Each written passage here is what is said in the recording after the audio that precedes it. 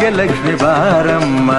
ಕಾಲಲ್ಲಿ ಕಿರುಗೆಜ್ಜೆ ಘಲು ಘಲು ಎಂದಾಗ, ಕಾಲಲ್ಲಿ ಕಿರುಗೆಜ್ಜೆ ಘಲು ಘಲು ಎಂದಾಗ, ಮನೆಯಲ್ಲಿ 100 ವೀಣೆ ನಾದವೊಮ್ಮೆ ಚಿಮ್ಮಲಿ. ಲಕ್ಷ್ಮೀ ಬಾರಮ್ಮ, ಭಾಗ್ಯಲಕ್ಷ್ಮಿ ಬಾರಮ್ಮ, ಬೆಳಗಲು ಮನೆಯನ್ನು ಸಿರಿದೇವಿಯೇ.